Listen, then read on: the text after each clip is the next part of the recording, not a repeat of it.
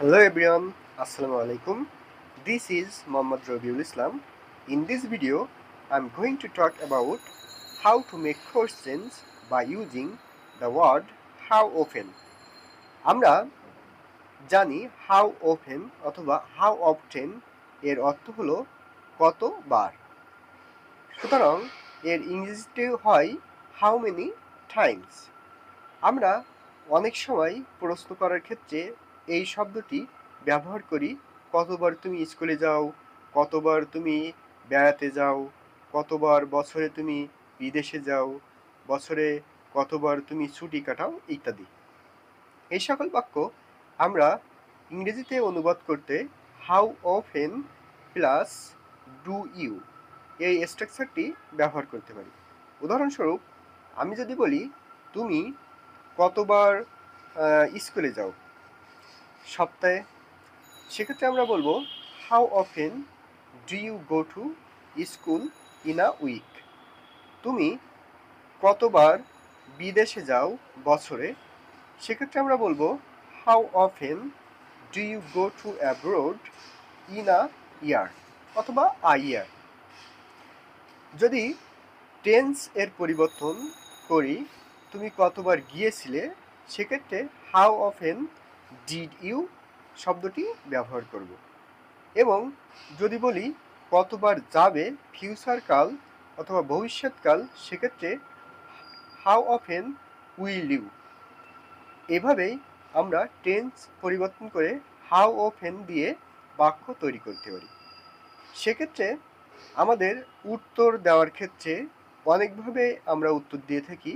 আমি একবার, দুইবার, তিনবার, একদা বা বছরে 5 বার, বছরে 2 বার, বছরে সপ্তাহে 3 বার ইত্যাদি ব্যবহার করি।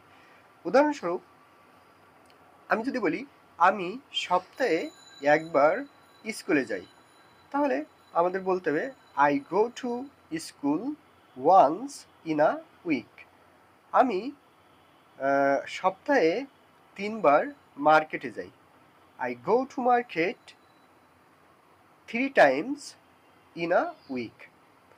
আমরা এভাবে 1 টাইম, 2 টাইমস, 3 টাইমস, 4 টাইমস বলতে পারি, অথবা ওয়ান্স, টয়েস, থ্রাইস, 4 টাইমস ইত্যাদি বলতে পারি। এছাড়াও উত্তর দেওয়ার ক্ষেত্রে আমরা আরও কিছু শব্দ ব্যবহার করতে পারি। যদি বছরে একবার হয় তাহলে ওয়ান্স আ ইয়ার, যদি 2 বার হয় টয়েস আ ইয়ার, যদি সপ্তাহে 5 বার হয় 5 টাইমস আ উইক। এভাবেই আমরা বলতে পারি। এছাড়াও আমরা কিছু অ্যাডভার্ব অফ ফ্রিকোয়েন্সি ব্যবহার করতে পারি। উদাহরণস্বরূপ আমি কখনোই যাই না, সেক্ষেত্রে নেভার।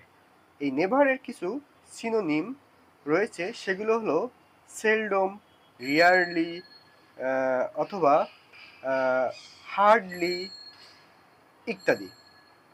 অথবা আমরা বলতে পারি কিছু মাঝে মাঝে, যেমন সামটাইমস, অকেশনালি, এবং এর বিপরীতটা অলওয়েজ, যারও কিছু সিনোনিম রয়েছে, সেগুলো হলো সামটাইমস, রেগুলারলি, জেনারেলি ইত্যাদি।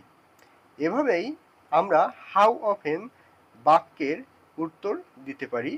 এবং হাউ অফটেন দিয়ে অফটেন এবং ওফেন দুইটাই কারেক্ট, সুতরাং আমরা যে কোনোটি ব্যবহার করতে পারি এবং এভাবেই প্রশ্নগুলোর উত্তর দিতে পারি। ওকে, থ্যাংক ইউ ফর ওয়াচিং।